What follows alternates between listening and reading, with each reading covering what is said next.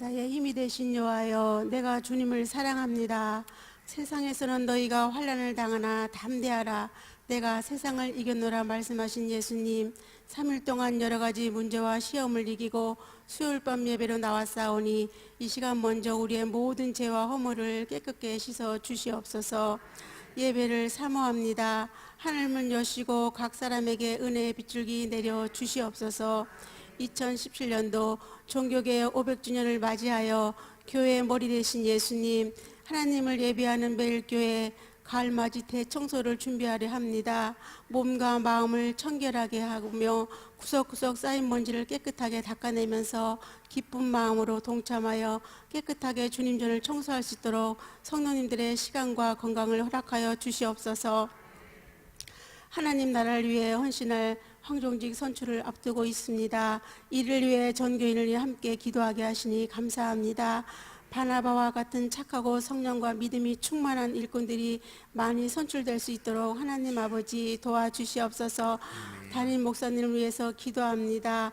양떼들을 쉴만한 물가로 인도하시기에 부족함이 없게 하시며 목사님께 세임과 건강의 축복을 더하여 주시고 선교의 새 지평을 열어가시는 리더가 되어 세계 복음화의 문을 열게 하여 주시옵소서. 그리하여 전교인이 함께 세계 열방을 향하여 달려나갈 수 있게 도와주시옵소서. 내조하시는 사모님 건강도 하루속히 회복시켜 주시고 목사님을 보필하시는 부목사님들과 전도사님 외에도 지혜와 은혜를 더하여 주시옵소서. 또 교회의 공동기도 제목 7대 비전 하나님 때에 하나하나 이루어질 수 있도록 성령님 도와주시옵소서. 수능이 3주 앞두고 다가왔습니다. 앞으로 우리 매일 교회 수능을 앞둔 24명의 학생들 마지막까지 건강을 지켜주시고 당일에는 긴장하지 않고 그동안 공부한 것들 다 기억나게 하시어 좋은 결과를 얻을 수 있도록 도와주시옵소서. 김병국 목사님 필리핀에서 선교사로 활동하게 해주시니 감사합니다. 선교 현장에서 복음의 강력한 역사가 일어나게 하시고 어려움 당하지 않게 도와주시며 물질의 샘이 마르지 않도록 항상 채워주시옵소서. 이 시간 김병훈 목사님 숨겨진 은혜의 말씀 증가하실 때 말씀 위에 기름 부어주시고 우리 성도님들 큰 은혜 받고 감사하며 돌아갈 수 있도록 귀하고 복된 시간 되게 하여 주시옵소서.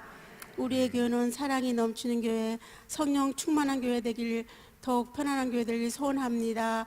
감사함을 드리고 모든 말씀 예수님의 이름으로 간절히 기도드렸습니다. 아멘.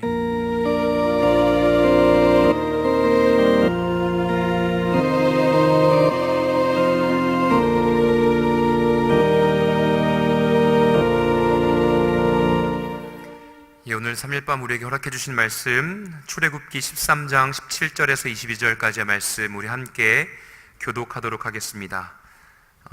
출애굽기 13장 17절에서 22절의 말씀 우리 함께 교독하도록 하겠습니다. 제가 먼저 읽도록 하겠습니다. 바로가 백성을 보낸 후에 블레셋 사람의 땅의 길은 가까울지라도 하나님이 그들을 그 길로 인도하지 아니하셨으니 이는 하나님이 말씀하시기를 이 백성이 전쟁을 하게 되면 마음을 돌이켜 애굽으로 돌아갈까 하셨습니다.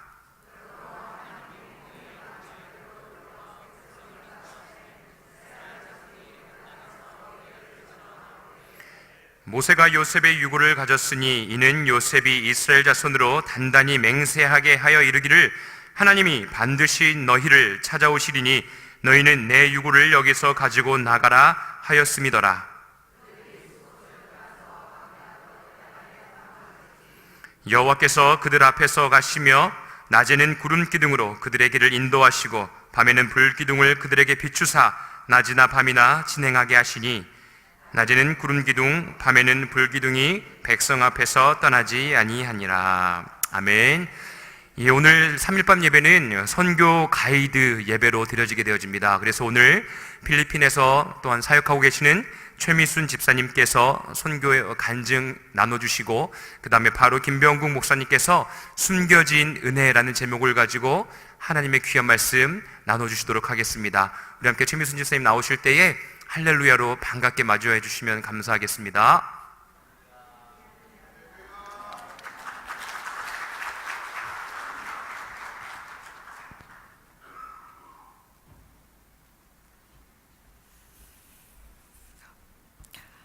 감사합니다. 필리핀 바교에서 온 최미순입니다. 제가 이 자리에 서는 것이 과연 맞는지 많이 고민을 했습니다. 많이 떨리네요. 이 자리가 굉장히 무거운 자리네요. 그래서 어떻게 말씀을 드려야 될지, 무엇을 보고를 해야 될지, 목사님께서 선교 보고를 하라는데 제가 딱히 선교라고 한 것이 없거든요. 그래서 어떤 말씀을 드려야 될지 고민을 하다가 그냥 제가 필리핀에서 하는 일, 하나님께서 저에게 부어주신 많은 것들과 나누면서, 학생들과 나누면서 있었던 일들을 간략하게 말씀을 드리겠습니다. 저는 필리핀 바교에서 교육 사업을 하고 있습니다. 저는 항상 제가 선교를 하기 위해서 간 것이 아니라 사업을 하기 위해서 갔다고 생각을 했거든요. 그런데 참 신기하게 기도를 할 때마다 하나님께서 저에게 많은 것을 부어주시더라고요.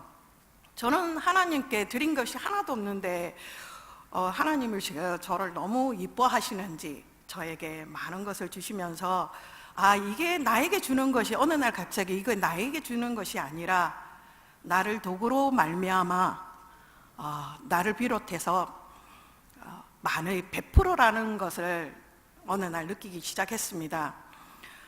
생각의 변화가 일어나면서 기도 제목이 바뀌게 됐습니다. 하나님, 이 사업의 손익분기점만 넘으면 제가 순수익을 하나님 나라를 위해서 쓰겠습니다. 그런데 그 기도를 하는 순간 참고로 저는 영어를 하나도 못합니다. 아주 조금뿐이 못하는 제가 필리핀에서 영어 교육 사업을 한다니까 전부 다 우리 신랑을 비롯해서 전부 다 저를 긋고 말리더라고요. 그런데 뭐가 쉬었는지 정말 그걸 하고 싶었어요. 이게 아니면 나에게 기회가 두 번 다시는 주어지지 않을 거라는 생각으로 전 무작정 필리핀으로 갔습니다. 그렇게 해서 매달릴 수 있는 나에게 주어져 있는 백은 하나님 뿐이었거든요. 그래서 사실은 철야 기도도 한 번도 안 하던 제가 하나님께 철야 기도를 했습니다. 엎드려서 하나님, 주시면 주신 만큼 돌려드리겠습니다. 그러니까 제발 저 좀 살려주십시오. 성공하게 해주십시오. 뭔가를 하고 싶습니다. 나를 드러내기 위한 기도를 했습니다. 나를 드러내는 기도를 하는 그 순간 하나님은 그래도 미운 자식도 자식이라고 주체할 수 없도록 부어주시더라고요. 그 앞에는 보통 우리가 캠프를 10명, 20명 하는 것도 굉장히 힘든 일이거든요. 근데 첫 해에 제가 200명을 넘게 했어요. 이게 한순간에 학생들이 모이기 시작하는데 이건 뭐지? 이건 뭐지? 너무 두렵고 떨리기 시작하더라고요. 그런데 마침 많은 조력자들이 옆에서 도와줘서 무사히 캠프를 마치면서 용기를 얻었고 또 거기를 말미암아 이게 정말 내가 하는 일이 아니라 내 능력 밖의 일인데 이 채워주시는 것이 하나님의 은혜라는 것을 알게 되었습니다. 그래서 하나님께 약속을 한 것을 어기면 벌 받겠죠. 그래서 저는 벌이 너무 두렵습니다. 그래서 하나님께 약속을 지키기 위해서 노력을 했습니다. 3년이 지나니까 어느 날 손익분기점이 넘더라고요. 그 손익분기점이 넘자마자 교회로 달려왔습니다. 담임 목사님께 목사님, 저 이제 손익분기점이 넘었습니다. 한 달에 이 정도는 제가 선교하는데 헌신할 수 있겠습니다. 그래서 어떻게 하면은 좋겠습니까? 제 생각은 바교에 있는 APTS 신학대학원으로 우리 선교를 하고 싶은 청년을 한 명 보내주시면 제가 한번 후원을 해보겠습니다 라고 말씀을 드렸습니다. 그 구체적이지 않는 계획이 그렇게 그 순간 목사님께 말씀을 드리면서 그게 구체화를 되며 저의 하나하나씩 꿈이 더 불어나기 시작하더라고요. 아, 이렇게 선교란 별게 아니구나.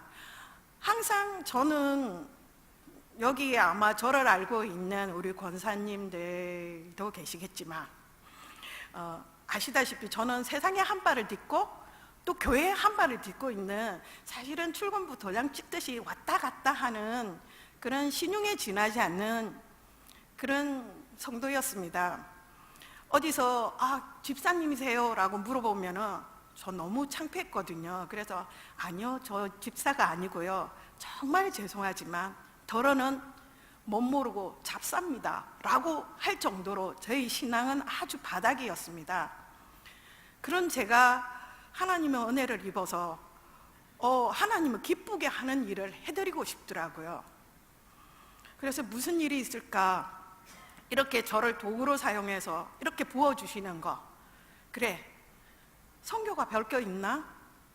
저는 선교랑 저랑 굉장히 먼 일이라고 생각했어요.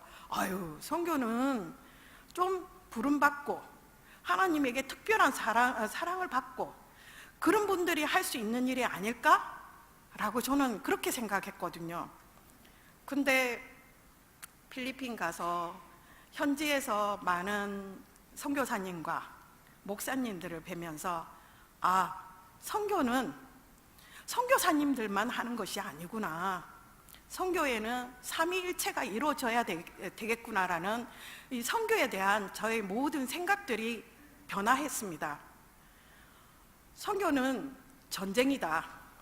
믿지 않는 자들을 향해서 선포를 하고 전쟁을 해야 되는데, 이 전쟁을 하기 위해서는 세 가지 요건이 갖춰져야 하는데,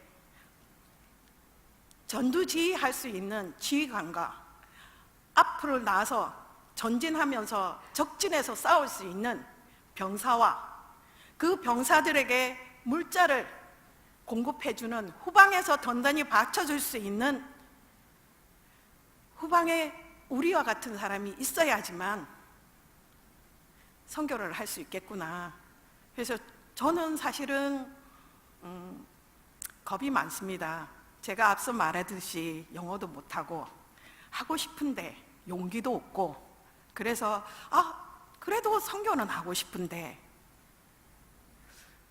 그런 저에게 그런 생각을 전환을 주면서 그래, 앞서 나가서 싸울 사람은 싸우고 뒤에서 총알을 만들어주는 사람은 총알을 만들어줘야 되겠다.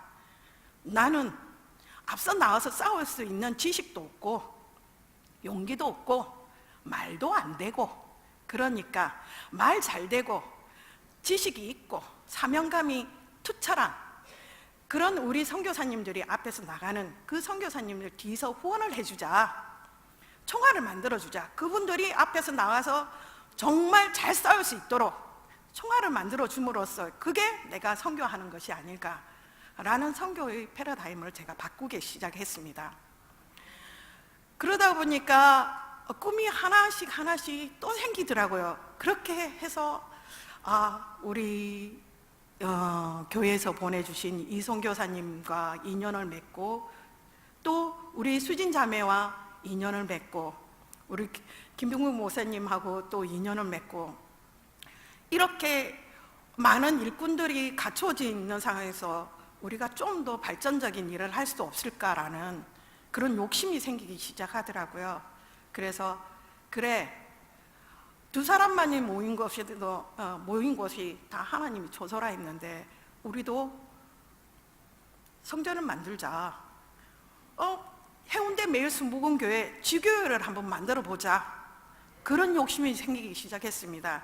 그래서 우리 목사님께서 후원을 해주시고 지지를 해주셔서 저희 데일리 헤브론 교회가 박이어에 생기기 시작했습니다. 그렇게 해서 제 꿈은 데일리 헤브론 교회, 이것은 해운대 매일순복음교회의 지교회로서 하나, 둘, 셋, 넷, 5개가 생기는 것이 제가 꿈입니다. 그래서 생기기 위해서는 사실은 많은 일꾼들이 필요합니다. 그 일꾼들을 키우는 일이 교회에서 정말 선교를 하고 싶은데 시간과 물질과 그런 것들이 모두 필요한 사람들에게 내가 도움이 되는 일은 뭐가 있을까? 내년 3월이면 이송교사님이 APTS를 졸업을 합니다. 그분이 졸업을 하면 제 여력껏 다음 선교를 꿈꾸는 우리 열흘 청년이 한 명 더 왔으면 좋겠다. 그렇게 해서 전문적인 선교사님으로서의 전문적인 지식을 쌓게 해서 또 앞서 나가서 제2지교회를 만들 수 있는 일꾼으로 키웠으면 좋겠다라는 게 저희 꿈입니다. 그래서 내년 3월 달 마치면 또 우리 목사님께서 좋은 청년을, 선교의 꿈이 있는 분을 보내주시면 제가 할 수 있는 한 열심히 보조해서 우리 데일리 헤브론 해운대 메일스 목용교회 지교회를 하나, 둘, 셋, 넷, 다섯 늘려가기를 소원합니다. 이렇게 선교란, 제가 생각한 선교는 이런 것이었습니다. 그래서 선교사님 하는 그 선교사님의 지칭이 꼭 비단 선교사님에게만 해당되는 것이 아니라 저와 선교에 힘을 실어주시는 우리 여기 성도님들 또 다 선교사가 아닐까, 저는 그렇게 생각해 봅니다. 우리 모두 누구라고요? 예, 우리 모두는 선교사입니다. 하나님의 나라와 의를 구하는데 우리는 다 같이 힘을 쏟는 우리 모두 해운대 메일스 목용교회 성도님들은 다 선교사님이라고 저는 생각합니다. 감사합니다.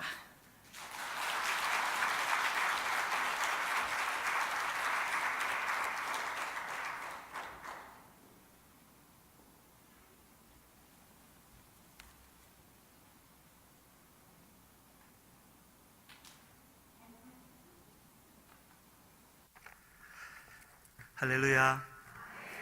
다시 예배 자리로 불러주시고 말씀 나누면서 하나님께 예배하게 하신 하나님께 감사를 드립니다. 우리 아까 읽었었던 출애굽기 13장 말씀을 통해서 잠시 더 하나님 말씀 나누기를 원하는데요.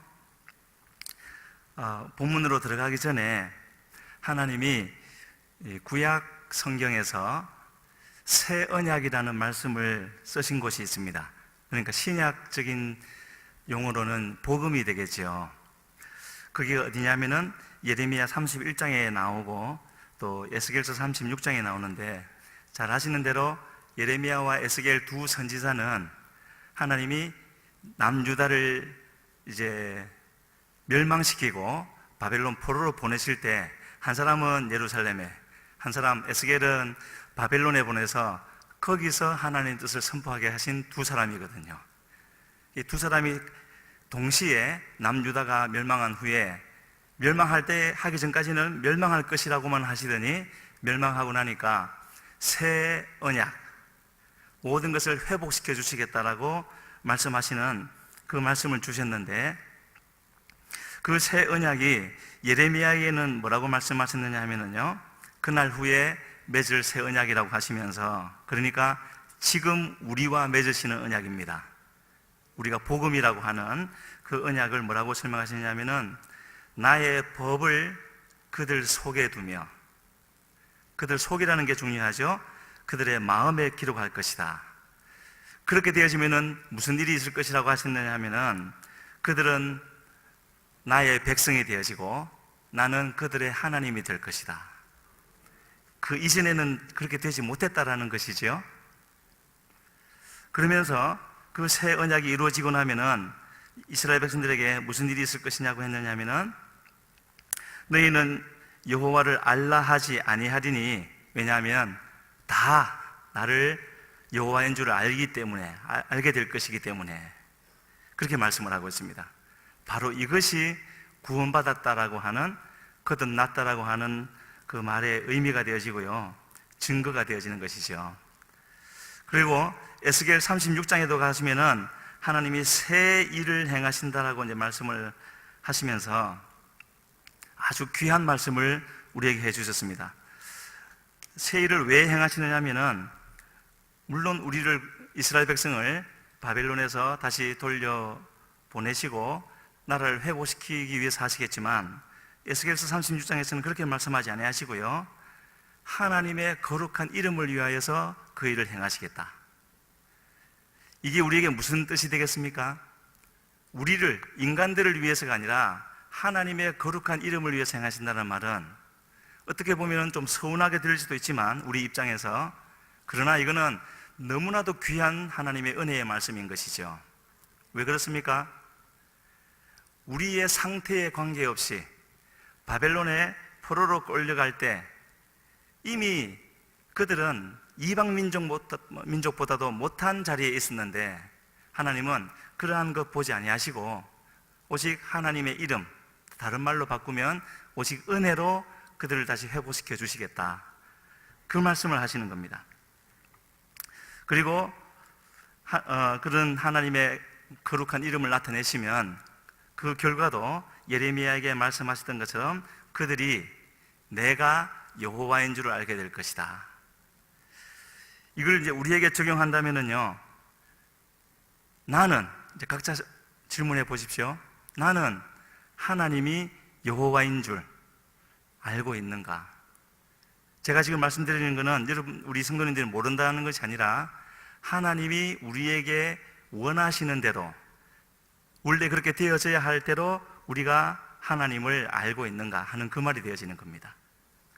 그러시면서 이 에스겔에게도 새 언약을 이루어 주시겠다고 하시는데, 그 내용은요, 새 영을 너희 속에 두고 새 마음을 주시겠다고, 여기서 새 마음을 주신다고 하시면서 우리 속에 있던 굳은 마음을 제하시고 부드러운 마음을 주시고, 그러면서 또 내 영을 너희에게 줄 터인데, 그리고 나서 뭐라고 하신 줄 압니까? 하나님의 우리에게 부드러운 마음을 주시고 하나님의 영을 우리 속에 두신다고 하시면서 그 뒤에 하신 말씀은 너희가 내 율례를 행하게 될 것이고 너희가 내 규례를 지켜 행하게 될 것이다.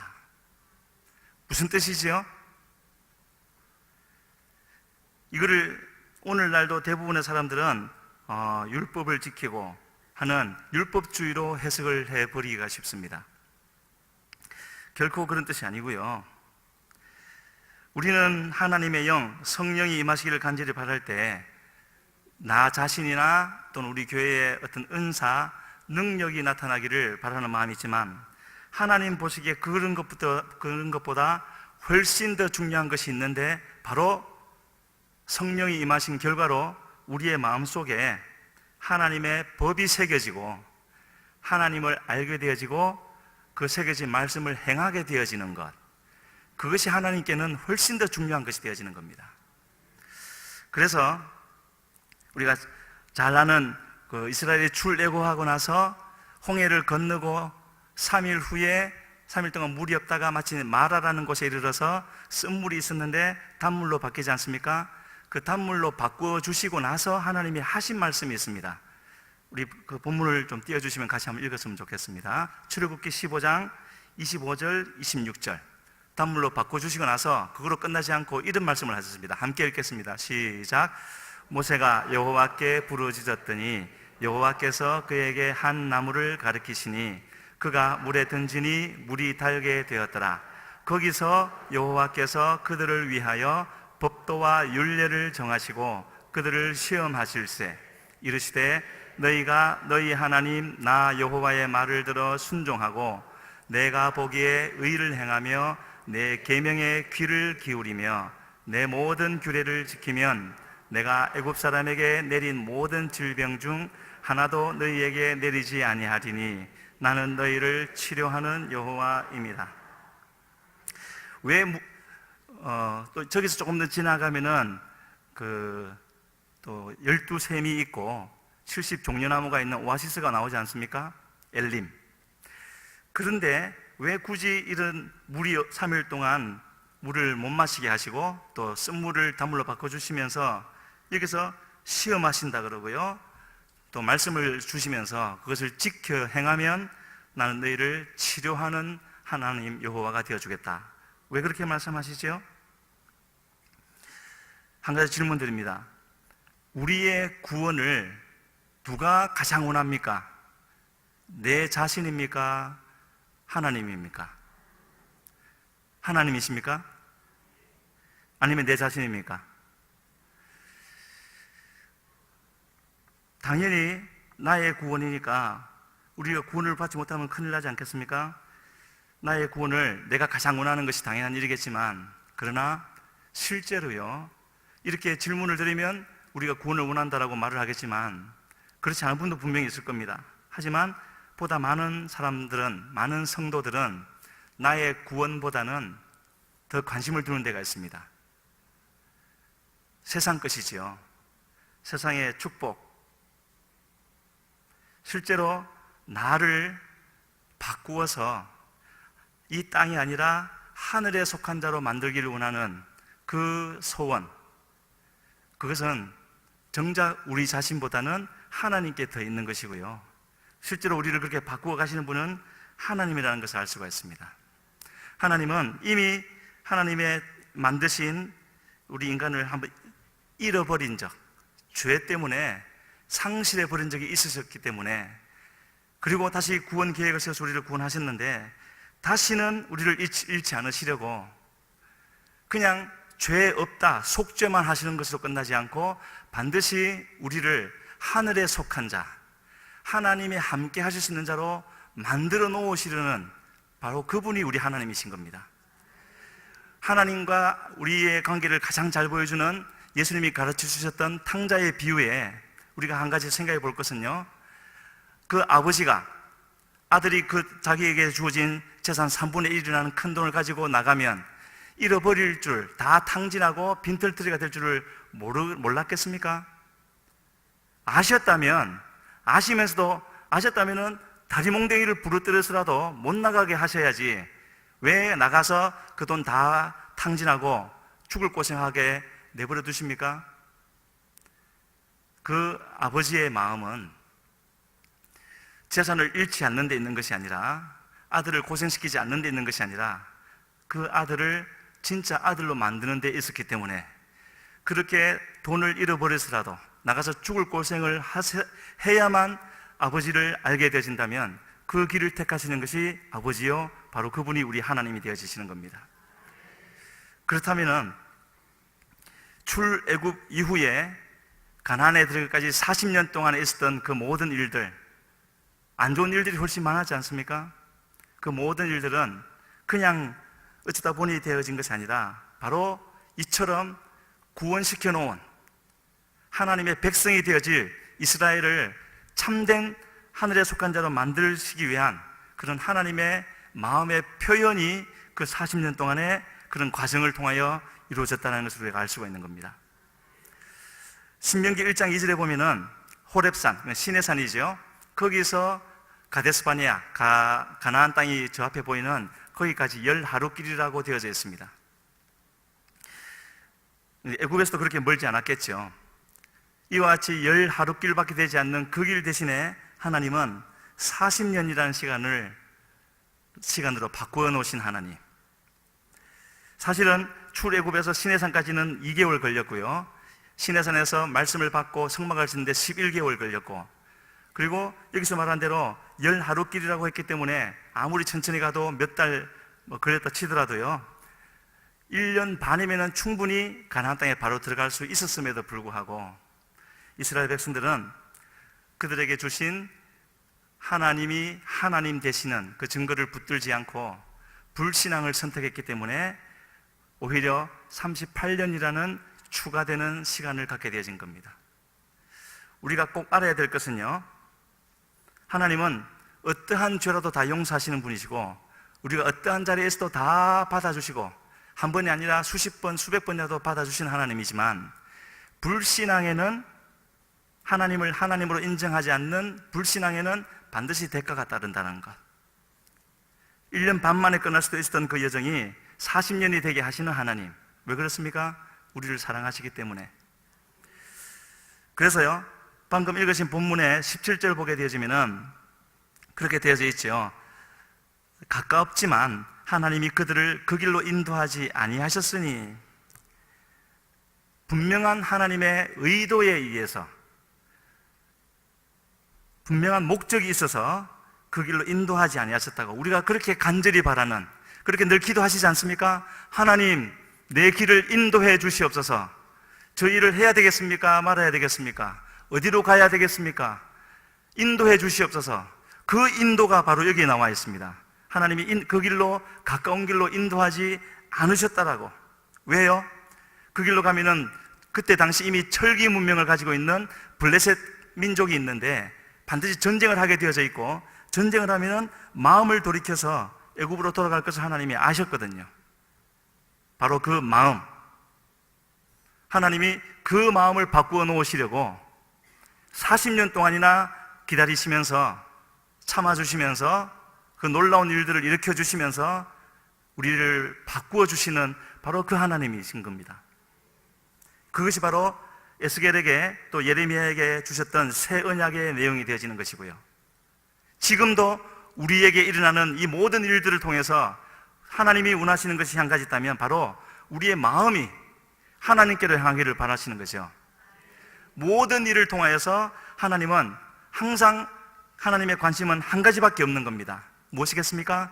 그의 백성, 우리, 이곳에 앉아서 예배드리는 우리가 하나님께로 향하기를 바라는 것이고, 세상에서 일어난 일 때문에 하나님을 향한 마음이 흔들리지 아니하고 하나님만 향하기를 바라는, 다른 말로 해서 믿음 갖기를 원하셔서 그 모든 일을 이루어 가시는 하나님이라는 것을 볼 수가 있는데, 믿음에는 세 가지 시제가 있다고 합니다.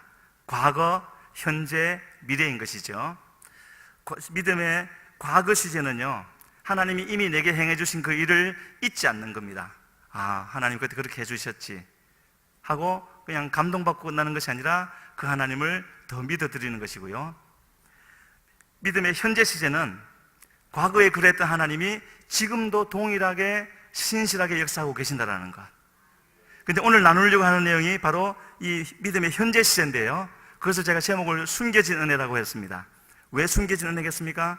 하나님이 숨겨놓으셨기 때문이 아니라 하나님이 주시는 은혜, 분명히 나와 함께하고 있는, 지금도 인도하시니까 함께하고 있는 은혜가 있는데 그거를 못 보거든요. 왜 못 보겠습니까? 다른 것이 눈앞을 가리고 있기 때문에. 그래서 숨겨진 은혜가 되어지는데요, 잠시 이제 조금 이따 이것을 이제 자세히 나눌 거고요. 믿음의 미래 시제는 과거와 미래를 놓고, 과거와 현재를 보니까 하나님은 앞으로도 함께 하시겠구나 해서 앞날을 걱정하지 않는 것, 그것이 믿음의 미래 시제. 이렇게 세 가지 시제가 있다고 하는데, 오늘은 믿음의 현재 시제, 숨겨진 은혜라는 제목으로 그 부분을 나눠보도록 하겠습니다. 그러면 오늘 본문에서 하나님이 주신 은혜, 아직 이스라엘 백성에는 숨겨져 있는 그 은혜는 어떤 것이겠습니까? 본문에 보면은 21절과 22절에 하나님이 낮에는 구름 기둥, 밤에는 불 기둥, 그렇게 인도하셨다고 되어져 있는데, 그 구름 기둥, 불 기둥이 숨겨진 은혜이겠습니까? 그거는 숨겨진 게 아니지요. 눈에 그대로 보이지 않습니까? 사실 엄청난 은혜이고, 또 여기에다가 하나님은 매일같이 만나를 주셔서, 사실 이스라엘 백성들은 광야에서 40년을 지냈지만은요, 하루에 빠짐없이 매일같이 세 가지 기적을 늘 체험하며 살았습니다. 낮에는 구름 기둥, 밤에는 불 기둥, 그리고 아침에 만나. 이것만 하더라도 엄청난 은혜가 아니겠습니까? 그 은혜가 불충분하다고 할 수가 있겠습니까? 그러나 이스라엘 백성들에게는 그게 불충분했습니다. 그 은혜가 적어서 불충분했던 것이 아니라 꼭 알아야 할 것, 그것을 알게 되어지면은 광야를 통과해서 가나안에 들어갈 수 있는, 그리고 이후에 또 하나님 앞 범죄해서 바벨론으로 포로로 갔는데 거기서도 돌아올 수 있는 유일한 것, 바로 그것을 발견했어야 되는 것인데 그 은혜를 발견하지 못하고 숨겨진 은혜로 두었기 때문에 이 구름 기둥, 불 기둥, 매일 주시는 만나, 이런 것이 하나님을 믿음에 있어서 불충분한 것처럼 그들의 믿음을 바로 세우지 못하는 그런 자리에 있는 것을 보게 되어집니다. 무슨 말씀을 드리려고 그러냐면은 19절 말씀, 오늘 본문의 19절 말씀 보면은요, 우리 같이 한번 읽겠습니다. 시작. 모세가 요셉의 유고를 가졌으니 이는 요셉이 이스라엘 자손으로 단단히 맹세하게 하여 이르기를 하나님이 반드시 너희를 찾아오시리니 너희는 내 유고를 여기서 가지고 나가라 하였습니다. 이 말씀은 창세기 50장 25절에 창세기 맨 끝절에서 두 번째에 나오는 그 말씀을 그대로 인용한 말씀인데요. 요셉이 그렇게 말했습니다. 하나님이 반드시 당신들을 여기는 찾아오시리니, 창세기에는 돌보시리니, 당신들은 여기서 내 해골을 메고 올라가겠다고 하라고 그렇게 맹세를 시켰습니다. 여기서 요셉이 반드시라는 말을 썼는데요, 그 일이 언제 있을지 실제로는 그 말을 하고 300년도 더 있다가 일어난 일인데, 요셉은 언제 일어날지도 모르면서도 아무튼 하나님이 반드시 당신들을 찾아오실 것이다, 당신들을 돌봐줄 것이다, 그러니까 내 해골을 메고 나가라, 그렇게 맹세와 부탁을 하게 되어졌는데, 한 가지 궁금한 것은요, 12아들 중에 왜 요셉의 해골만 메고 나가야 되는 거죠? 야곱의 12아들 모두가 이스라엘 나라가 이루어지면 12지파를 이룰 사람들인데 왜 유독 요셉만 그 부탁을 했을까요? 우리는 여기서도 하나님이 우리를 향하여서, 이 땅을 향하여서 행하시는 섭리 중에 중요한 한 가지를 배울 수가 있습니다. 하나님은 그 어느 누구를 할지라도 차별 없이 사랑하시는 하나님이라고 성경은 우리에게 분명히 말씀해 주고 있습니다. 예수님도 그렇게 말씀하셨죠. 마태복음 5장 45절에 산상수훈을 쭉 말씀하시다가 이렇게 말씀하셨습니다. 함께 읽겠습니다. 이같이 한즉 하늘에 계신 너희 아버지의 아들이 되리니 이는 하나님이 그 해를 악인과 선인에게 비추시며 비를 의로운 자와 불의한 자에게 내려주십니다. 하나님을 뭐라고 어떻게 소개하고 있습니까? 햇빛을 선인뿐만 아니라 악인에게도, 비를 의로운 자뿐만 아니라 불의한 자에게도 주시는 차별이 없으신 하나님이시다, 그런 하나님이라고 말씀을 하고 있습니다. 분명히 하나님의 사랑은 차별이 없는 사랑이지만, 그러나 또 한 가지, 하나님은 반드시 구별하시는 하나님이시다. 구별하신 하나님을 믿으십니까? 출애굽할 때 10가지 재앙, 기적을 베푸셨는데 하나님은 첫 번째, 두 번째, 세 번째 물이 피로 변하고 개구리가 올라오고 파리가 오고 이로 변하는 하는 그 세 번째 재앙까지는 애굽 땅이나 이스라엘에 사는 고센 땅이나 똑같이 내렸습니다. 하지만 네 번째 파리가 올라올 때부터는 고센 땅을 구별하셨는데 왜 그렇습니까? 바로 그때부터 애굽의 술객들도 모세도 이스라엘 백성들도 믿음을 갖기 시작했거든요. 이가 나올 때는 이거는 하나님의 권능이다 라고 술객들이 고백을 했죠. 지금 이 부분은 자세히 말씀을 나눌 수가 없는데 시간인 관계상, 그래서 이 요셉의 해골만 가지고 나라고 한 것이 그렇게 부탁을 했고 또 성경에 기록되어진 이유를 우리가 생각한다면, 하나님은 역사를 하시되 반드시 믿음 있는 자를 통해서 한다. 그것이 300년이 될지 3000년이 될지 요셉은 몰랐지만, 요셉이 믿는 하나님은 하신 말씀은 반드시 하신 그대로 이루시는 하나님이라는 믿음을 가지고 있었던 것입니다. 그래서 반드시 하나님이 찾아오실 것이라고, 당신들을 돌보실 것이라고 하면서 그때에 내 해골을 매 나가라고 한 것은 바로 무슨 뜻이겠습니까? 그게 바로 요셉이 하나님을 향하여 가지고 있었던 믿음을 표현해 주는 말이지요. 요셉이 17세에 애굽에 팔려가서 93년 총리가 된 이후로 80년을 살았지 않습니까? 그러면서 한 나라, 애굽뿐만 아니라 그 근방의 모든 나라를 살려놓는 엄청난 업적을 이루었습니다. 아마 모르긴 해도 신 이상의, 바로 이상의 그런 대접을 받았겠죠. 그럼에도 불구하고 이 요셉은 끝까지 그 마음이 애굽화 되어지지 않고, 여기서 애굽화라는 것은요, 하나님이 광야에서 40년을 돌리는 한이 있어도 반드시 끄집어내어서 그들의 마음을 깨끗이 하려고 했던 그걸 말하는 겁니다. 요셉은 끝까지 그렇게 되어지지 않고 하나님인 중심의 삶, 무엇이 하나님 중심의 삶이지요? 애굽 땅에, 이방 땅에 사는데요, 그 마음이 하나님께서 약속하신 자신에게 하신 약속도 아닙니다. 자기의 정조부였던 아브라함에게 창세기 15장에서 약속하셨던 그 약속을 전해 듣고 반드시 그렇게 하실 것이라고 그 믿음을 가지고 하나님의 약속의 땅에 마음을 두고 살아갔던 것이 요셉의 삶이었고, 그 믿음을 바로 자기가 죽을 때쯤 후손들에게 그렇게 부탁을 하고 있는 것을 볼 수가 있습니다. 요셉은 어떻게 해서 그런 믿음을 가지고 있을 수가 있었겠습니까? 처음부터 그러지는 않았겠죠. 분명히 성경을 보더라도 처음부터 그런 믿음의 사람은 아니었다는 것을 알 수가 있습니다. 하지만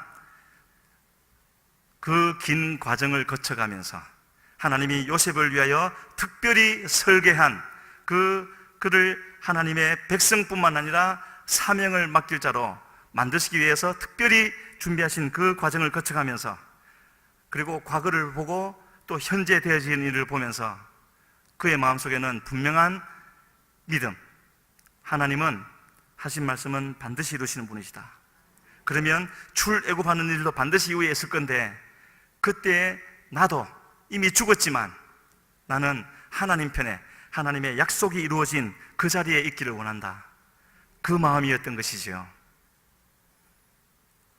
그런 마음이 우리에게 있습니까? 이것이 바로 구원의 은혜인 것이고요, 이것이 바로 복음이 약속하시는 겁니다. 잘 아시겠지만은요, 복음은 결코 이 땅의 것을 약속하시지 않습니다. 물론 하나님을 믿은 결과로, 순종의 결과로 축복하시기도 하지만 그건 하나님이 행하시는 일의 극히 일부분에 불과한 것이고요, 그것 때문에 나를 세상의 물질로 축복하지 않는다고 해서 하나님의 사랑을 의심하거나 하나님의 함께 하심을 또 믿지 않거나 그렇게 해서는 안 되는 것입니다. 내가 어려움을 당한다고 해서 하나님이 나를 멀리하신 것이 아니라는 것이죠. 바로 우리가 구원을 받았다면, 하나님의 백성이 되어졌다면, 하나님의 말씀은 신실하신 분이시고 어떤 일이 있다 할지라도 하나님 편에 남아있기를 힘쓰는, 그것이 바로 구원받은 자가 마땅히 가져야 할 그런 마음의 자세인 줄로 믿습니다. 요셉이 깨달았던 구원의 은혜를 잘 보여주는 구절이 한 군데 있습니다. 창세기 45장 5절인데요 우리 같이 한번 읽겠습니다. 당신들이 나를 이곳에 팔았다고 해서 근심하지 마소서, 한탄하지 마소서. 하나님이 생명을 구원하시려고 나를 당신들보다 먼저 보내셨나이다. 저 장면을 잘 아시지 않습니까? 총리가 되어졌고 형들은 두 번째 이 곡식을 사러 왔을 때 이제 자신을 정체를 나타내고 두려워하는 형들에게, 자기를 팔아버려서 화를 당할까 두려워하는 그 형들에게 하는 말이 저 말이지 않습니까?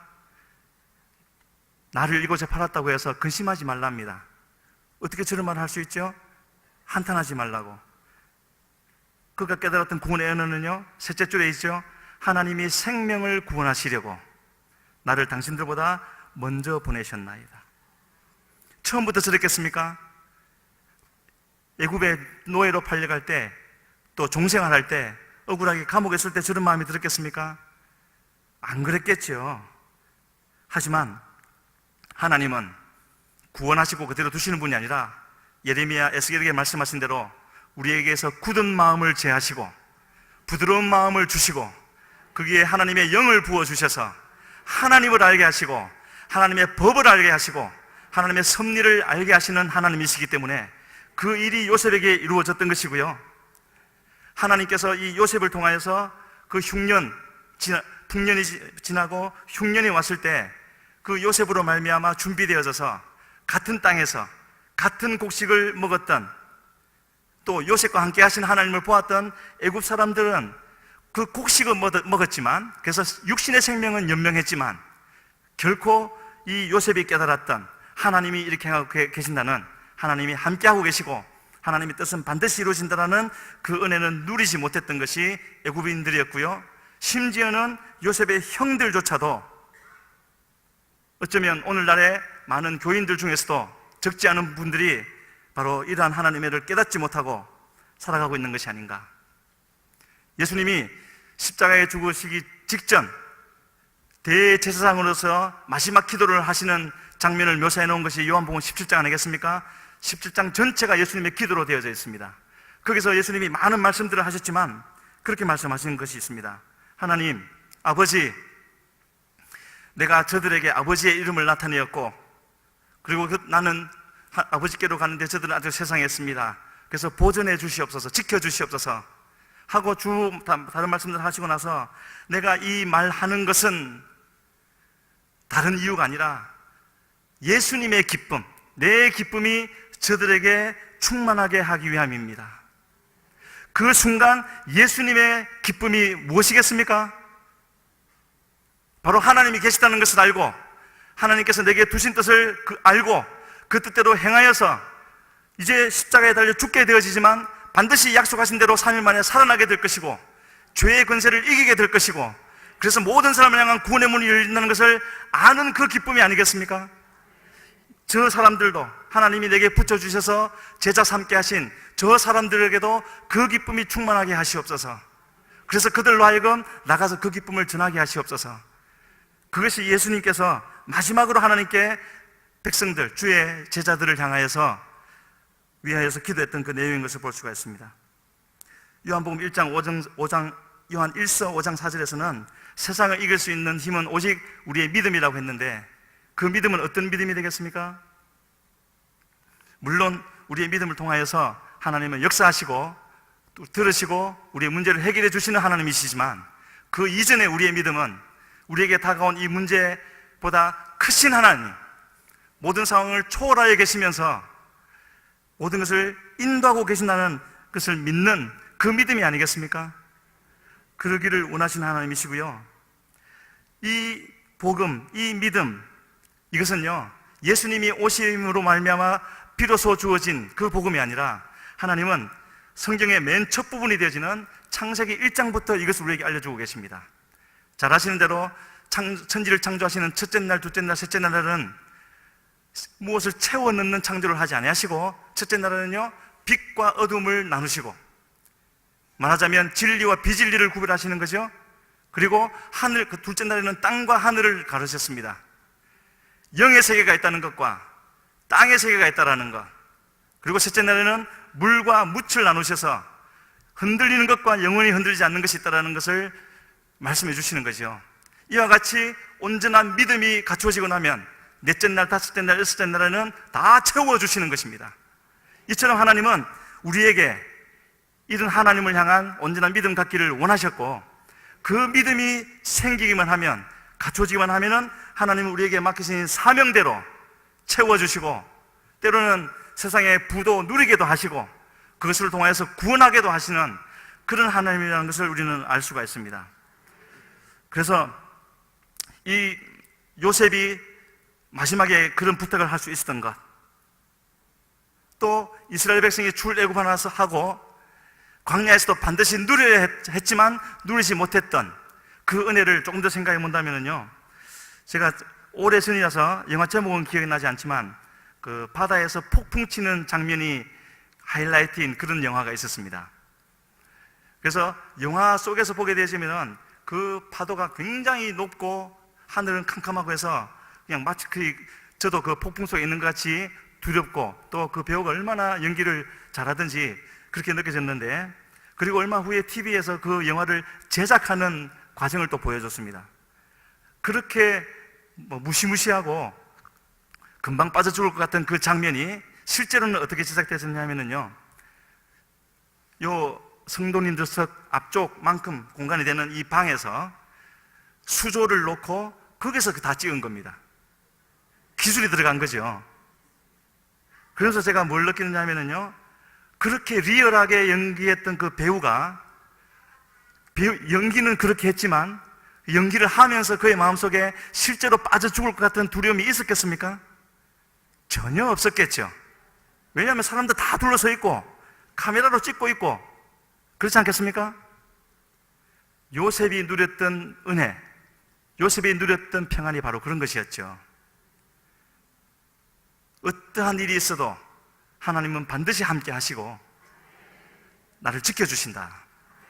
하나님이 이스라엘을 출애굽시키면서 그들이 깨닫기를 원하셨던 것, 10가지 재앙을 왜 이렇게 주셨습니까? 애굽을 멸망시키려고 그렇게 하셨습니까? 아닙니다. 첫째는 이스라엘 백성들이 믿음 갖기를 원하셨고, 둘째는 바로를 비롯하여서 애굽의 모든 사람도 믿음 갖기를 원하셨습니다. 그래서 출애굽할 때 중당 잡족도 함께 따라왔다고 되어져 있지 않습니까?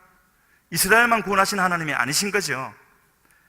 그래서 하나님은 10가지 기적도 일으켜주시고 일부러 홍해도 갈라주시고 또 반석에서 물도 나게 하시고 구름기둥 불기둥 만나 반석에서 물 전쟁에서 이기게 하시고 이런 모든 일들 하나님이 능력 자랑하시려고 하신 겁니까? 믿음 갖게 하시려고, 흔들리지 말으라고. 지금 내게 어떤 일이 일어났다고 해서 그 사람만, 그 환경만 붙잡고 하나님 없는 것 같이, 하나님 안 믿는 것 같이 그렇게 하지 말라는 겁니다. 그거는 하나님께서 구원하신 이유가 아니기 때문이지요. 그렇다면 하나님이 요셉에게 또 출애굽한 이스라엘 백성에게 이러한 은혜를 베풀어 주셨다면 지금 우리에게도 동일한 은혜를 주셨지 않겠습니까? 만약에 이러한 은혜, 내게도 이 은혜가 주어졌는데 아직도 발견하지 못하고 있다면 그 이유가 무엇이겠습니까? 요셉은 어찌하여서 창세기 37장에서 또는 38장, 39장 어느 때까지는 발견하지 못했다가 우리가 조금 전에 읽었던 대로 45장 5절에서는 그와 같은 놀라운 고백을 할 수가 있었던 이유가 무엇이겠습니까? 아마도 발견하지 못했던 이유가 있다면 처음에는 자기를 팔았던 형들만 바라봤기 때문에. 누군들 그렇지 않겠습니까? 여기서 이렇게 말하는 저라고 거기서 자유롭겠습니까? 그렇지 않을 것 같습니다. 형들만 늘 생각하고 또 애굽에 가서는 자기를 괴롭히는 자기 주인들, 자기 위의 사람들 괴롭혔으니까요. 또 억울하게 했으니까. 그러나 그 사람들만 볼 때는 아까도 말씀드린 것처럼요, 우리의 눈은 모든 것을, 이렇게 많은 것을 볼 수 있는 눈이지만 손가락 하나만 앞에 갖다 놔도, 눈이 좀 크신 분은 2개 갖다 대야 되겠죠? 손가락 하나만 막혀도 다 못 보는 그런 인간들입니다. 그래서 마음을 바꿔주시는 하나님, 마음을 새롭게 하시는 하나님이 어느 순간인가 이 요셉의 마음을 새롭게 해주셨고, 그래서 지나온 날들을 다시 이렇게 되돌아보게 되어질 때 자신이 겪었던 노예로 팔리고 종생활을 하고 감옥에 들어가고 했던 그 모든 것이 한동안은 이를 벅벅할 수밖에 없는 그런 상황이었지만, 그러나 마음이 바뀌고 나서 다시 깨닫게 되어진 것은 하나님이, 나를 구원하신 하나님이 나의 그 구원을, 나를 하나님 백성으로 만드시기 위하여서, 나의 구원을 완성하기 위하여서 최선의 길로 최고의 결과를 이루기 위하여서 인도하심의 결과였구나 하는 것을 깨닫게 되어진 것이었고요. 지금 우리에게도 이것은 충분히 적용할 수가 있는 겁니다. 지금 내게, 현재요, 우리 성도님들, 또 저에게 저 일만 없다면 그런 거 있지 않습니까?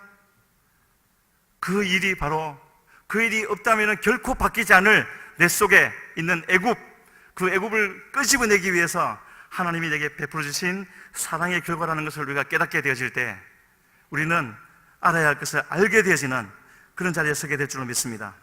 17세 때 요셉이, 하나님이 주신 것 자랑하기 바쁜 그 요셉이 어떻게 한 나라를 구하는 총리가 될 수가 있고 하나님의 구원 사역을 완성하는 그런 하나님의 사명자가 될 수가 있겠습니까?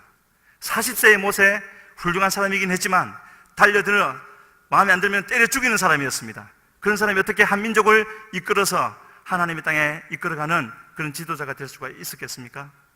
하나님은 이처럼요, 구원하시고 우리의 마음을 반드시 바꿔주시는, 누가 이런 일을 우리에게 해줄 수가 있습니까? 저를 포함하여서 여기 앉은 그 어느 누구도 이 은혜를 안 받았다고 말할 수 있는 사람이 있습니까? 그 은혜가 없었다면 벌써 날아가고 떠나가 버렸겠지요. 그래서 우리 구원받은 자, 거듭난 자가 반드시 발견해야 될 숨겨진 은혜가 있다면은요, 이 한 가지 꼭 부탁드리고 싶습니다. 지금 내가 처해 있는 상황, 지금 내게 일어나는 일들, 그리고 저렇게 말도 안 되는 말을 하는 저 사람들, 그 일이 지금 내게 있는 이유가 결코 하나님의 능력이 부족해서, 나를 향한 하나님의 사랑이 다른 사람보다는 적어서 그런 것이 아니라는 것을 우리는 분명히 깨달아야 하는 것입니다. 그렇지 않고요, 아직도 내게 일어나는 어떤 일에 대해서 원망함이 있다면 우리는 아직도 하나님을 알아야 할 대로 알지 못하는 것이고, 하나님이 이끌어가기를 원하시는 그 자리로 가지 못하는 것이지요.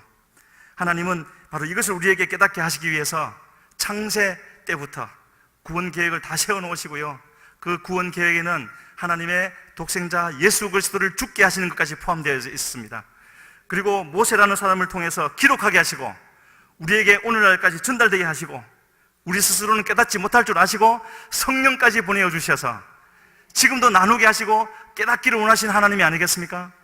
이렇게 그렇게 원하시는 이 일이 우리에게 이루어지기를, 우리의 마음이 새로워지기를, 그냥 이렇게 예배 자리에 있다가 나가서 조금만 먼 일만 생겨도 확 바뀌는 것이 아니라 하나님 앞에서나 밖에서나 똑같기를 바라는 마음에서, 그것이 바로 우리가 하나님의 백성이 되어지는 증거인 것이고요, 그 믿음이 있어야 우리가 하나님의 약속하신 땅에까지 갈 수가 있는 겁니다. 그 믿음이 우리를 구원하는 겁니다.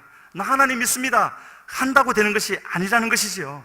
하나님이 찾으시는 믿음, 하나님이 인정하시는 믿음이 우리에게 있어야 된다는 것이고요, 요한 1서 4장 16절에서는 하나님은 사랑이시다라고 우리에게 소개해주고 있는데요, 그 사랑은 결코 무조건 용서해 주시고, 용서하고 나서 바로 축복해 주시고, 출애굽하자마자 바로 가나안 땅에 들어가시는 그런 사랑이 아닌 것입니다. 때로는 광야 40년을 돌리시더라도, 때로는 바벨론에 70년 포로를 보내시더라도 반드시 하나님이 함께 하실 수가 있는, 하나님과 함께 거할 수 있는 그런 사람으로 만들어주시는 것이 하나님은 사랑이시다고 할 때 그 사랑의 뜻이 되어지는 겁니다. 그 하나님이 지금도 우리와 함께 하시면서 우리를 그렇게 만들어 가고 계시는 것이고요, 그렇다면 지금 우리에게 있는 이 모든 일을 통해서 우리는 그 일을 보는 것이 아니라 하나님을 통해서 봐야 되지 않겠습니까? 그렇게 가는 것이 하나님의 인도하심을 받는 길인 것이고요, 하나님은 지금도 우리를 길이 참으시면서 이제는 어린아이의 길을 좀 벗어나라고 말씀하시면서 여전히 함께 하시고 인도하고 계신 하나님을 신뢰하라고 간절히 말씀하시는 우리 하나님이신 줄로 믿습니다. 하나님께 나아가는 자는 반드시 이러한 믿음을 가져야 될 줄로 믿습니다. 우리 시간에 찬양 한 장 부르시고 기도하시겠습니다.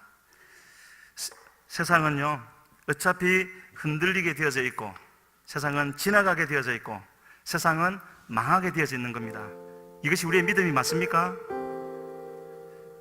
우리의 육신도 어차피 쓰러져 가게 되어져 있는 겁니다. 그래서 하나님, 우리 이 찬양 부르시면서 영원하신 하나님을 믿는 믿음만 내게 있게 해주시옵소서. 어떤 길로 인도한다 할지라도 흔들리지 않게 하여 주시고, 주님이 원하시는 그 모습대로의 우리의 마음, 하나님의 형상을 이루어가게 하여 주시옵소서 하시는 마음으로 찬양하시겠습니다.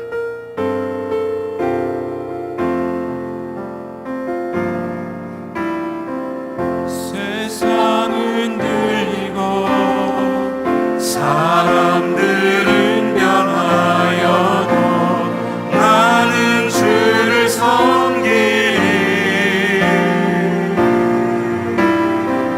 주님의 사랑은 영원히 변하지 않네. 나는 주를 신뢰해. 세상 흔들리고 사람들 힘을 떠나도,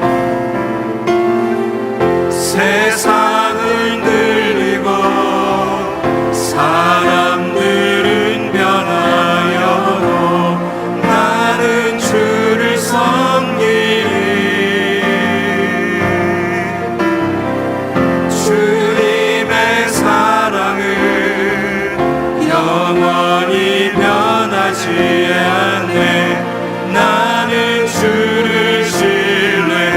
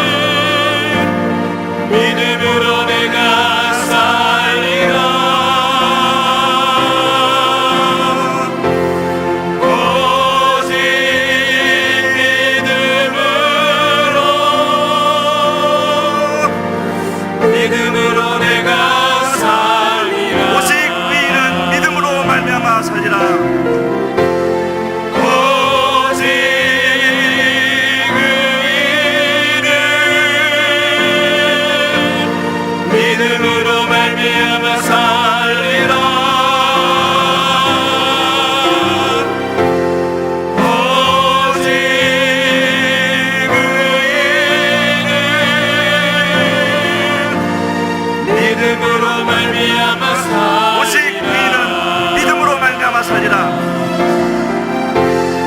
오직 의인은 믿음으로 말미암아 살리라. 오직 의인은 믿음으로 말미암아 살리라. 시간 같이 기도하시겠습니다. 하나님, 약속하신 새 언약을 이 시간 다시 이루어 주시옵소서. 허락하신 새 영을, 하나님의 영을 우리의 심령에 부어주시고 영원하신 말씀, 하신 말씀은 반드시 이루시는 그 말씀을 우리의 마음속에 새겨주시고 무슨 일이 있다 할지라도 하나님만은 놓치지 않게 하여 주시옵소서. 우리 주여 한번 부르시고 기도하며 나갑니다. 주여. 살아계신 아버지 하나님, 감사함을 드립니다. 이 시간에도 아버지 우리를 전하여 주시어서 주여 주님 앞에 나오게 하여 주시고 하나님 우리를 향하신 하나님의 눈을 생각하며 그 주님 앞에 다시 믿음으로 나가게 하여 주시니 감사함을 드립니다. 주여 불쌍히 여겨주시고 우리를 아버지 온전한 주의 사람으로 만들어 주시어서 하늘 백성 되어서서 하늘에 속한 자 되어서서 우리 주님께로 나갈 수 있도록 주님이여 인도하여 주시고 아버지 위함으로 주께서 우리를 통하여 이루시고 찾던 그 모든 사명들 끝까지 다 이루어드리기까지 나아갈 수 있는 그런 아버지 우리 모두가 되어지게 하여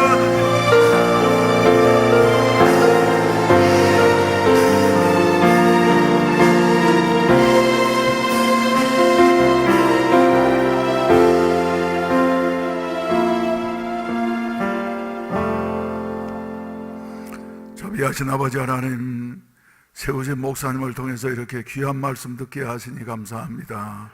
아무쪼록 우리의 마음속에 주여 더욱더 확실한 믿음이 다져지게 하여 주시어서 숨겨진 모든 것들이 현실이 되는 이런 아름다운 은혜가 있어질 수 있도록 축복하여 주시옵소서. 우리의 믿음이 새로워지기를 원합니다. 우리의 믿음이 더욱더 강건해지기를 원합니다. 세상을 이길 수 있는 믿음이 되게 하여 주시옵시고 현실을 뛰어넘는 일을 보일 수 있는 믿음이 될 수 있도록 도와주시옵소서. 아버지, 지금부터 500년 전에 마틴 루터라고 한 사람을 일으키시어서 종교개혁을 단행하게 하시고 부러진 1000년이 지나갔는데 이제는 주여 이 종교개혁 500주년을 맞이해서 여러 가지 행사들을 계획하고 있습니다. 우리 주님께서 같이 하여 주시옵시고 외부적인 이와 같은 일들을 통해서 우리의 신앙이 더욱더 새로워지며 갱신되어질 수 있는 이런 은혜를 나리워 주시옵소서. 특별히 우리 김병국 선교사님과 최무순 집사님 이렇게 그 어려운 필리핀에서 여러 가지 문제들 극복하면서 이렇게 열심히 살아가고 있사온데 하나님께서 저들의 발걸음을 축복해 주시고 함께 지내는 우리 이석진, 김수진 선교사 외에도 주님이 함께 하시고 은혜를 나누어 주시옵소서. 우리 아버지 특별히 몸된 교회를 사용하시어서 주여 세계 선교의 사명을 맡겨주셨사오니 주여 이 일을 꼭 성취하게 하여 주시옵소서. 지금은 보이는 것 없고 잡히는 것 없는 것 같다 할지라도 우리 하나님이 함께 하시면은 반드시 이루어지는 그날이 오게 될 줄로 믿습니다. 앞서가는 선교 정책을 채택해 하시옵시고 특별히 우리 좌천에 다문화 교회가 이루어지게 하여 주시어서 현지에서 활동하고 있는 우리 선교사들이 아버지 하나님이여 수고한 모든 것들이 우리 한국에서도 열매 맺게 하시옵시고 국내와 국외가 이렇게 손을 잡고 조화를 이룸으로 말미암아 하나님의 뜻을 온전히 이루어갈 수 있게 하여 주시옵소서. 이 시간에도 우리 선교를 위하여서 특히 필리핀 선교를 위하여서 우리가 헌금하게 싸우니 드리는 손길들마다 주님이 축복하시고 은혜를 베풀어 주시옵소서. 예수님의 이름으로 기도하옵나이다. 아멘. 할렐루야. 할렐루야. 우리 한번 옆 사람과 한번 인사하십시다. 잘 오셨습니다. 잘 오셨습니다. 예. 사람마다 각각 은사가 있는데 우리 김병국 선교사님은 선교사님으로 나가서 APT에 서서 앞으로 각국의 총회장이 되고 그리고 중진들이 되어야 할 사람들을 이렇게 교육하는 이와 같은 자리에 세워주신 것 정말 본인의 은사에 딱 맞는 일, 그리고 하나님이 기뻐하셔서 반드시 열매 거두게 하실 줄로 믿으시기를 바랍니다. 다시 한번 박수 한번 하십시다. 우리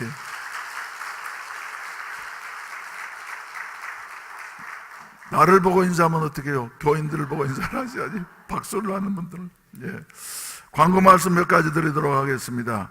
우리 최미선 집사님, 역시 주님을 위해서 일하면 하나님 은혜 주신 것 같아. 한번 일어나 보세요. 박수 한번 하십시다. 나 그렇게 말을 조리 있게 잘하실 줄 몰랐네. 나는 떨겠지 그랬더니 떨지도 않고 말이죠. 예. 아무튼 앞으로 귀하게 하나님이 사용해 주시기를 바랍니다. 아멘. 11월 6일 날은 부산 문화회관 대극장에서 뭐가 있느냐 하면 다시 복음 앞에 하는 이와 같은 그 제목으로 종교계 500주년 기념 칸타타가 있습니다. 그래서 성가대원들만 지금 약 100여 명이 이렇게 출연한다고 하는데 열심히 바쁜 분들이 연습을 하고 있습니다. 그래서 저는 음악에 대해서 잘 모르지만 말이죠, 아무튼 실력 있는 분이 이렇게 잘 준비하고 계시는 줄로 아는데, 그 다음에 무슨 말이겠어요? 우리 교회에서 적어도 협력을 해서 100명쯤 협력을 해줘야지 되겠다고. 아멘. 그래서 표를 말이죠, 우리 교회에다가 지금 100명을 맡겨놔서, 그래서 누가 가게 될 것인가, 누가 가게 될 것인가. 근데 어디 거기에 꼭 가보고 싶은 분 한번 손 들어보세요.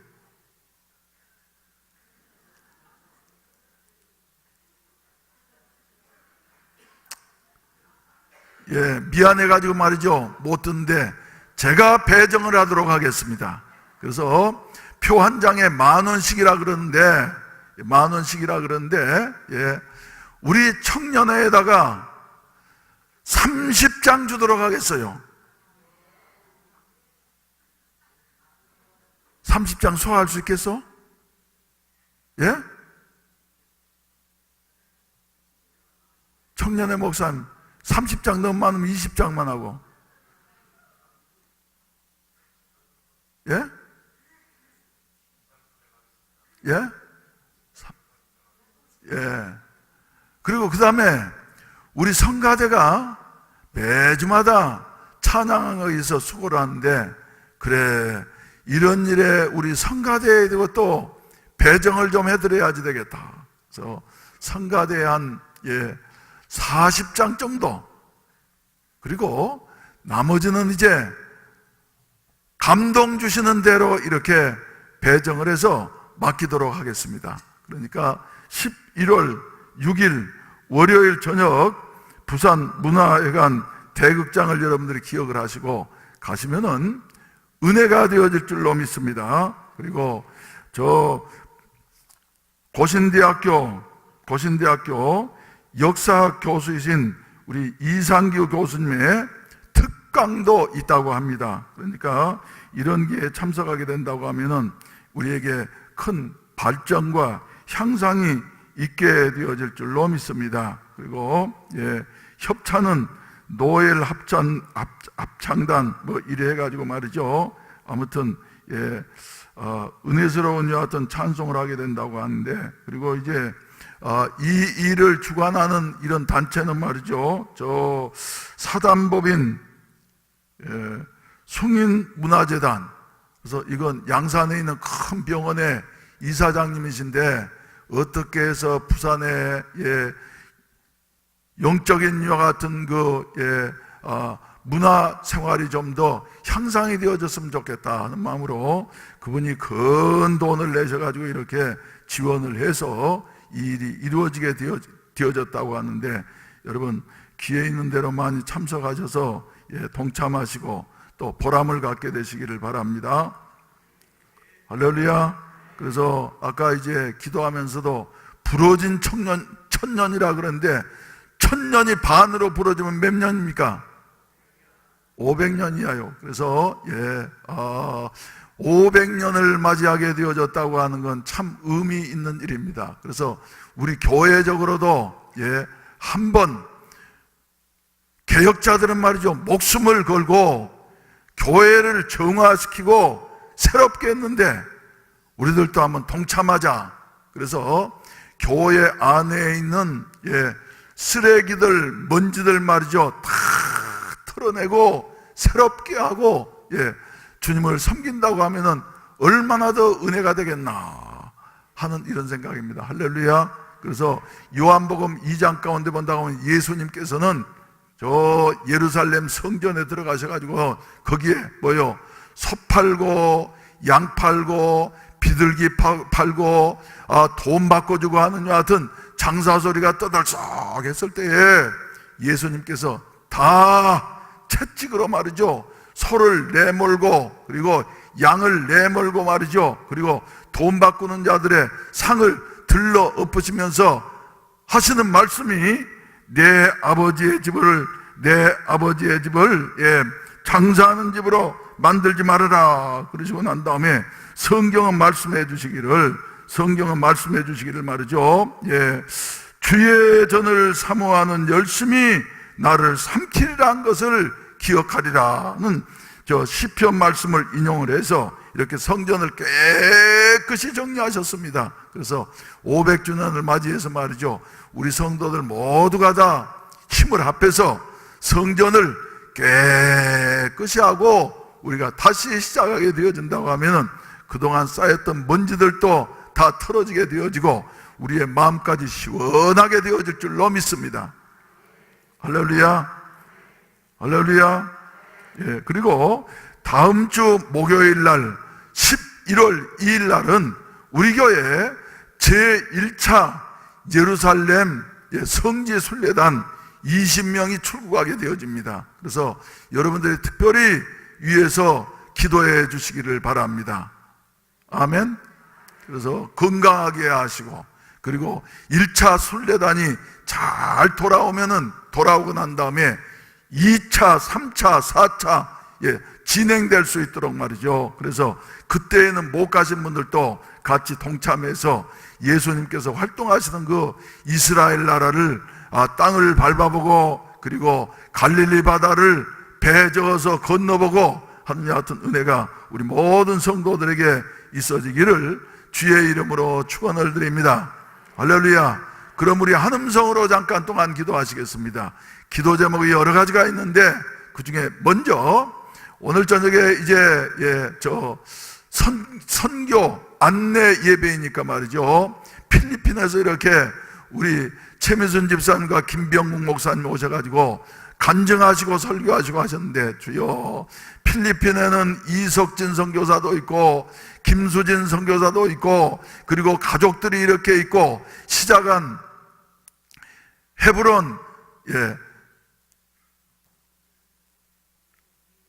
아무튼 헤브론 학원이 있는데 헤브론 학원이 잘 되게 하셔서 거기에 더 좋은 일들이 있어지게 하시고, 앞으로 저 미얀마에도 미얀마에도 베트남에도 라오스에도 이런 시설들이 이루어질 수 있게 하여 주시옵소서.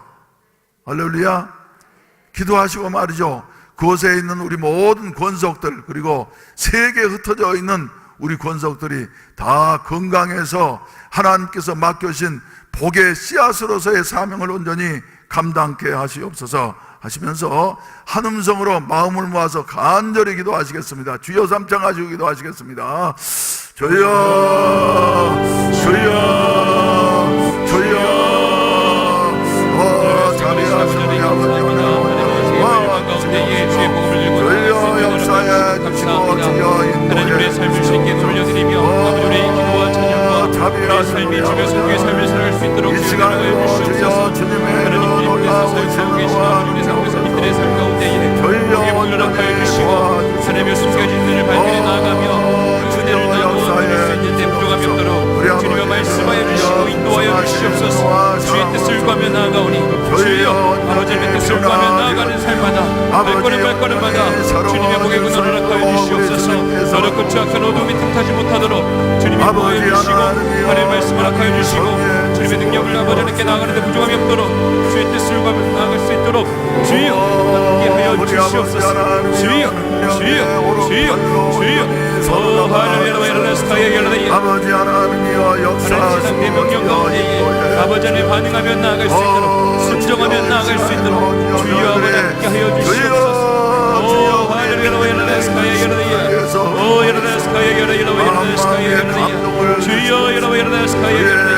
주님의 나라와 권세와 영광의 은혜를 바라보며 나아가는 우리 삶 가운데에 선교적 삶을 살아갈 수 있도록 예수님의 이름으로 기도하옵나이다.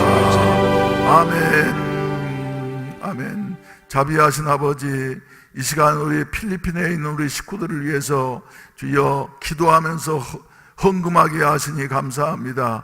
활동하고 계신 우리 김병국 선교사님 가정과 최미선 집사님 사업 위에, 그리고 우리 이석진 선교사님 위에, 김수진 선교사님 위에 하나님께서 함께하여 주시옵시고, 앞으로 주여 미얀마에도 아버지 하나님이 선교의 전진기지가 세워지게 하시고, 라오스에도 세워지게 하시고, 베트남에도 세워지게 하시고, 세계를 향하여서 주여 널리 날개를 펼치고 주여 날아갈 수 있는 우리 해운대 매일교회가 되게 하시옵소서.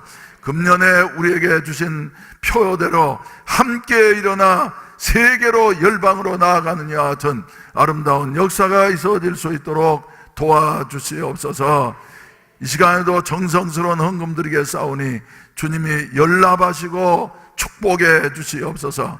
예수님의 이름으로 기도하옵나이다. 아멘. 할렐루야. 찬송가 585장 부르시면서 준비하신 헌금을 하나님 앞에 선교 헌금을 드리도록 하겠습니다. 이 헌금은 필리핀 선교를 위해서 사용되도록 하겠습니다.